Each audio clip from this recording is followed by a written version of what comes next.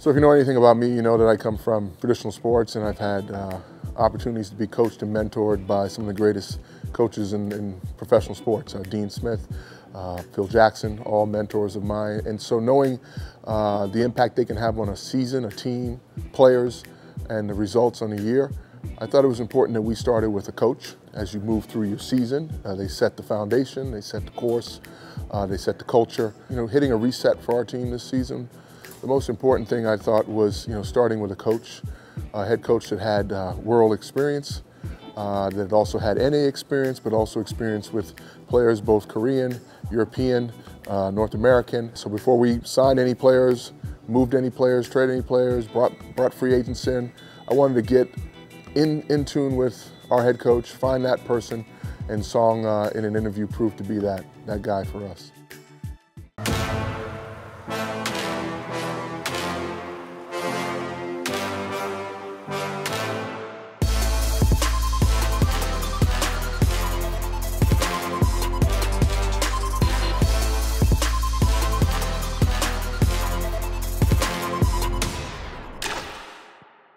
We don't quite know what our bans are going to be for this weekend because we're on a new patch, so we're going to open a lot of things today and get some priorities on what's OP. Maybe Aatrox is not as OP anymore. I still think early is really good, so yeah, I think we'll play it by ear. Coach Ssong and Tyler have been helping us really well during the past month or so when they finally came around. They pretty much just handle drafting and making sure that we have a good setup for our play, and then if there's really big mistakes in game, we always fix it right away. In bot control, which we happen to get with our drafts a lot of times, how we want to do Dragon is we want to be able to use multiple turns for it, right? That we talked about on Saturday. So I want to put a Russian Apollo in charge of this for the most part, is just talking about how we're going to use multiple turns to get something, to get an objective. So League of Legends is basically a team game, right?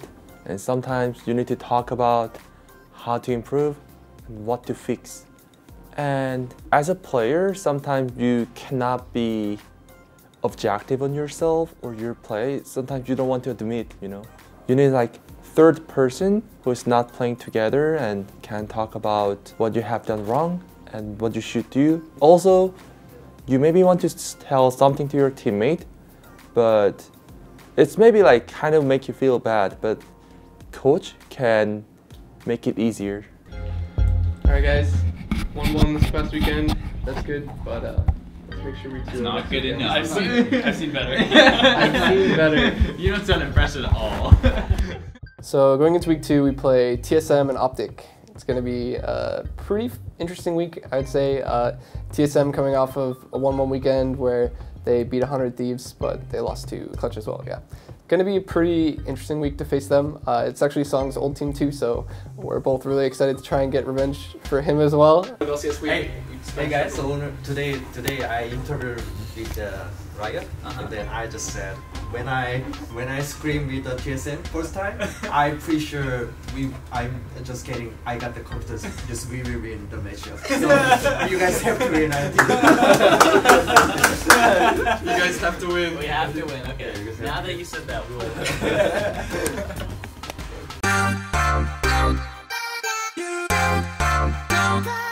Welcome to the Battle Arena for the beginning of Week 2 of the LCS. Patch 9.2 is in front of us, and the players are ready to go. I think we're looking to just kind of do what we did on Clutch, or the three of us, where we just kind of take advantage of their low activity. I think we'll have a good matchup like we did before. 1v2 up here. Blade does not land the ultimate, does find the stun. The Witness Sphere, this could be enough. Solo pops the ult. He will be revived. That ult's going to be down. And can they kill him under turret? Very little health left on him. Flashing away. Nice jump by Acadian. Knocked into the air. Solo, the aggro is on. He's going to get 2 kills by himself. Don't know that Rush is in this bush. He has Kick Flash available. Oh, and here comes Rise as well. 3v1 to the top side, looking for Broken Blade. Oh, nice! Triple stun! Stun onto 3. The flash and the kick, but it's not enough damage. They finally get him. Phoenix gets him from downtown. A kill on the top side. Solo is going to be so far ahead. Yeah, I think that game was, it's kind of rough. We had a really good chance to win. We obtained a huge lead. We had a good early Drake. We had 3 lanes of prio, and basically just came down to the wrong decisions, or maybe just not confidence in our ability to like execute. For here is back to Echo Fox with the gold lead, and the Cloud Drake is live. And it's Echo Fox once again trying to fight over this bottom river right here, getting rid of some of the wards, getting some poke down. Apollo doing pretty well with 30% CDR in the item build. Hako getting poked out by the Ezreal, the pull back. Here comes the dive to the front side, and Solo's not able to ult. A knockup's gonna miss as well. Nocturne somewhat soft countering the Aura, and that's 2 in a row now he's missed during Paranoia. Yeah, very well done there again by TSM. They just lock down Solo. They burst him out before he can get that ultimate off, and it's TSM winning these organized team fights around neutral objectives time and time again. Yeah, we kind of need to calm ourselves down a bit. Maybe we need to have someone, you know, like take it slowly. But yeah, especially like during neutral objectives. In scrims, I don't think it's as bad, but like on stage, we just get like way too aggressive and way too like excited. And this is when they try to make the play. The knockup only gets Tom Kench, still trying to burst down. Smithy gets the thick skin. Solo in the front line. 1 kill picked up, but will it be traded back soon? Not just yet. The dive! Pearson's gonna find a Guardian Angel. Now here comes Nocturne as well. They've knocked down Apollo. This could be the fight that will put TSM at 2-1. They've got all the kills. It's gonna be over. Hakuho just running away, but he can't keep this one alive. TSM will knock down Echo Fox in 38 minutes and a 2-1 record for the new lineup. And TSM's excellent play, you have to say, around the neutral objectives. They were ready for Echo Fox's game plan. They were ready to meet them at all those dragons, take those fights, and they simply executed better at those neutral objectives and denied Echo Fox the chance to snowball the game. Yeah, I was just saying that we made a lot of other mistakes too. We could have also TP'd to Baron at that point too, though. You probably take Baron. Yeah, I mean, close to. Yeah, we had a chance to take the Baron and then we would. But I just mean like even our early game advantage, like we had so much early game lead and we just like threw it away multiple times. Just a little bit sad because we lose into TSM, but we did very well. We just mistake or something, some point. That's why we lose the matchup. So Ssong, coming from Korea, has a lot of experience and he's a lot more mature than a lot of the other coaches in NA. He did hit second place in Worlds with Rox Tigers, and he has this knowledge that a lot of coaches don't have. He played competitively to start off. He was a mid lane player, and over the years now he's had a lot more time to refine how he wants to coach, and he has a strategy behind that. Ssong is very good at being a leader and having a direction for the team.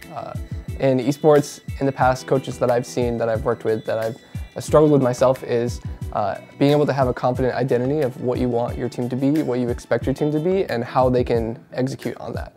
And one of Ssong's biggest strengths is he can take his vision of the game and he can put it onto 5 players. You guys have to think about in game, sometimes have to switch the strategy or have to communication better about the other way or other option, okay? Understand? Yeah, I got it. Okay. So, yeah, honestly, I think you understand your matchup and you did very well. I think you did very well, but the point is we have to communication about how to finish our conversation and how to finish our just macro during in game. I think that is the point. I think. I don't think it's even good to fight around swing. I mean, then we should like call it. I just said like. No. It's like, if you look at the situation, we said like Thresh is coming and we just couldn't back. That's all.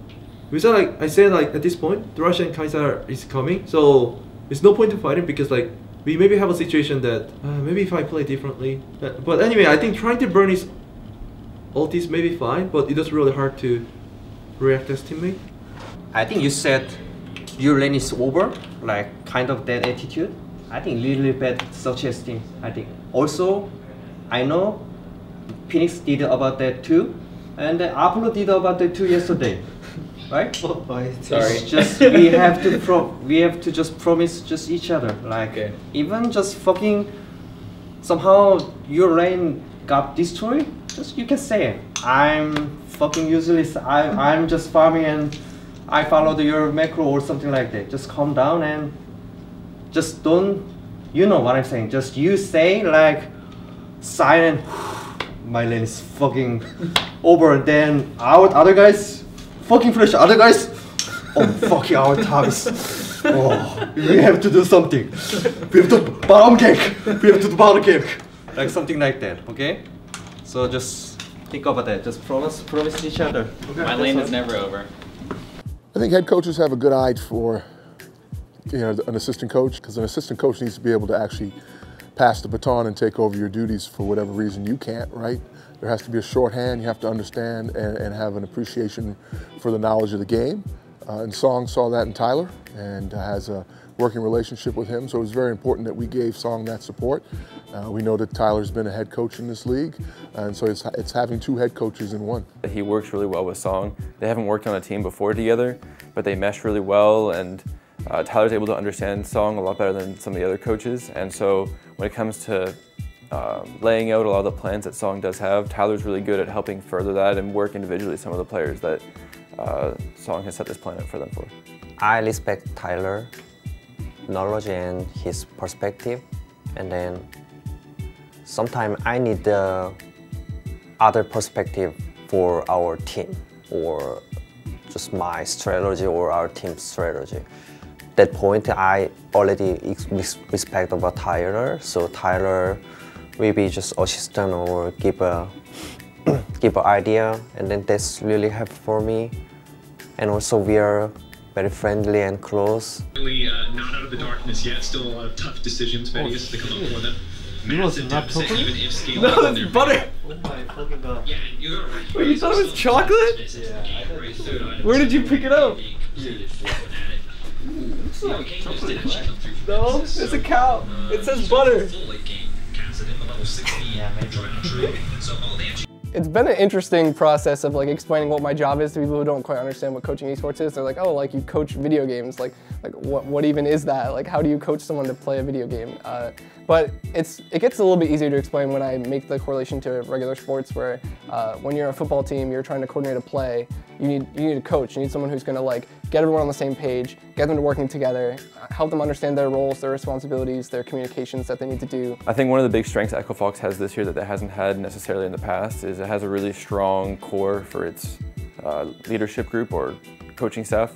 And you can see that especially in a lot of our games, you know. While our roster isn't like the flashiest or biggest roster out there, they have had really consistent and pretty good games so far.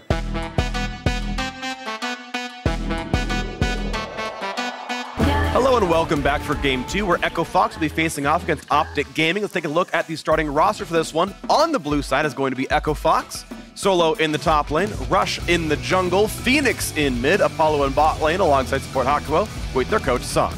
Against Optic, I'm pretty excited to see if our basics and fundamentals will just be able to carry us over that win. I think in general, something that me and Ssong wanted to do for Echo Fox and for this roster was to make us an extremely consistent team where we'll beat all the lower teams. This Week 2 matchup against Optic should be a really good test for us to see are our basics really down. I'm not too worried about Optic. I think our team is just, you know, a lot of better players. So I think it'll come down to that. And we're getting into the LCS stage. Onto the Rift here for Game 2 of the day. Echo Fox and Optic Gaming. You know, we had a really close game on Saturday, and Sunday we were able to actually have a much cleaner game and pull out a win, which was really nice. They are not playing that vision very well. The hook's going to land, though, and they'll go for the team fight instead. But no, the stun stops it. Solo was rooted and couldn't go for the play, but they're going to find a hook anyway. They've got Dardock. He's going to flash. He might just stay alive and chopped up by Gate, but is it going to be enough? He's still burning down, and he will be forced to be revived, but that's the ult down. So Flay brings in Dokla. He's tanky, though. He buys so much time. Finally, a kill. Hakuo grabs it with redemption, and Dardock falls as well. A 2-for-0. Echo Fox in the lead. Yeah, today we just played a lot more like collected. Like we didn't rush dragons or barons. We always waited till we had full control and just could win fights. Now Brady slowed down, finds Aftershock, looks for a play. Not gonna get it just yet, but there will instead be an engage. Self-ult buys some time, a knock up on a 3, but where can he get out? They've got to stop this lantern, and they can't get it anyway. He gets over the wall, finds the click, and out he goes. Triple ward there. I'm wondering if he's using the zoom in trick. Probably. Yeah, actually, I don't know how he actually clicked that. Like it's so hard to click, and there was like 3 wards on it, so you know it's like zoomed in all the way to actually get it. They are looking very strong. This could be the death knell right now, and Optic could drop to 2-2. And Fox could raise to that one. The attempted engage towards Rush not going to be found. Here's the call of the Forge God. Double knockup into the dive in the backline, and Dardock is already gone. Looking for even more. It's a self-revive on Asta. That's not going to mean enough. Kills are coming through fast and furious. They're going to have 3 already. Asta's running. Crown's nearby as well. And it just doesn't matter. They're outside the base. The minions are inside of it as well. The TP coming across. Crown can try to keep his kingdom up, but it's not going to be enough. Asta's going to fall, and 1 versus 5. It just can't happen. It's gonna drop right now. Echo Fox will improve to 2-2. There's nothing left. And Rush still not 0-2. It keeps that alive. He just can't go 0-2 on the weekend. 3-0-6 for Rush on the day for the Kazakhs.